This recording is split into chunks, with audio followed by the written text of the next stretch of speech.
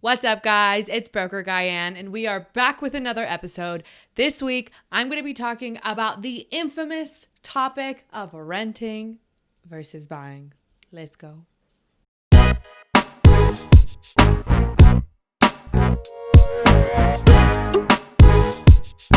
All right, guys, so this is actually a response to a TikTok that my good friend Aaron sent me. I don't really know who this guy is, but he is essentially talking about how it's cheaper to rent in LA than it is to buy. Where I rent in LA, it's actually cheaper to rent than to buy, from my understanding. So all the money that I save from a mortgage, interest payments, taxes, and all that kind of stuff, I can just put into other assets like my index funds, crypto, and then eventually I'll buy rental properties. Because for me, I'd rather become a landlord than a homeowner. So he talks about how he's putting his money into the stock market and into crypto and then essentially saving that money and then buying rentals because he'd rather be a landlord than a homeowner, which landlords actually are homeowners. So you played yourself, fool. But that's okay. Yes, you can invest your money into the stock market. Lots of people have made money off the stock market. It is a very slow and steady return, however. So if that is something that you are interested in, to each their own, right? If you rent and say something goes wrong, your entire livelihood is on the line. And I want to give an example real quick because this actually happened to me in college. I lived in a big house with 9 people, and it was understood with the landlord that we were going to stay there for the school year between September to June. And about the end of March or maybe the beginning, we got an email. Basically, she sold the house and we have to get out by the next month. And was she able to do that? Totally. We were on a month to month and she could kick us out whenever she wanted.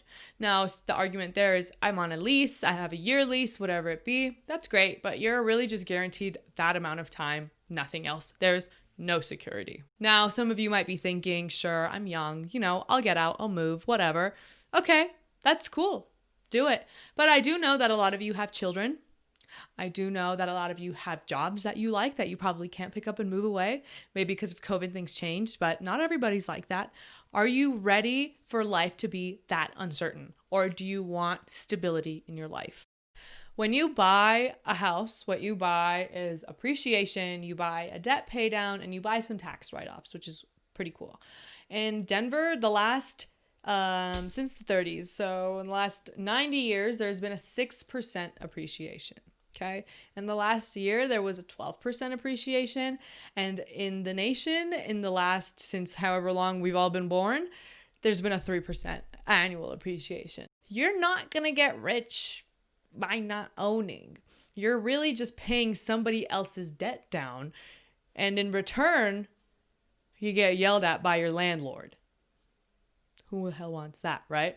You can own and you can add value and drive a return. You buy a house, put some work into it, and you can sell it for way more of a profit than you can make 3 months in the stock market. In 10 years, I'm going to have residual income in my house, not in a rental, right? Federal policy is all about inflation, right? They're just printing money like nothing, devaluing the dollar because it was worth less yesterday. So all that money that you're saving up because you want to save, because that's all that we're taught to do, it's just depreciating. You're losing money, putting it in your drawer and not doing anything about it because they're printing more money and they're not going to stop printing more money because it's the federal government and you got to play the system or the system plays you.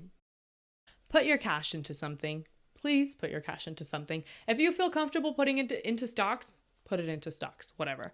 But if you have enough money to put it into real estate, please put it into some damn real estate. There's tons of risk in the stock market. There's some risk in real estate. It's all very subjective, right? But market is appreciating. The market is appreciating and there is stability when you own, okay? An amazing concept I love and I'm dying to do. House hacking. House hacking is basically when you buy a property, you live in it and you rent out part of it. And essentially what you're doing is you're buying the property and living in it, A, either because you have nowhere else to go, or B, because you're trying to lock in low interest rates with an FHA loan. So you're going to live in there for about a year, just over a year and a day, and rent out the other portions and get some money coming in.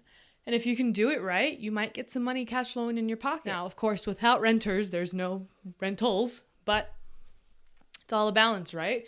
At a certain point, you have to step outside of your boundaries and do something and build something of your own. You're not going to be building wealth unless you own something. And when you own something and you put value into it, you get a lot more money out of it. Okay, guys, that is that. That is my rant of the day. I hope everyone is doing well and staying healthy. I love making these videos. If you guys have any questions, please feel free to reach out to me personally at Brokergayane on Facebook, Instagram, LinkedIn, YouTube. I don't really think I have anything else. So that is that. Take care, stay healthy, and I will see you guys not next week, but the week after. Bye, guys.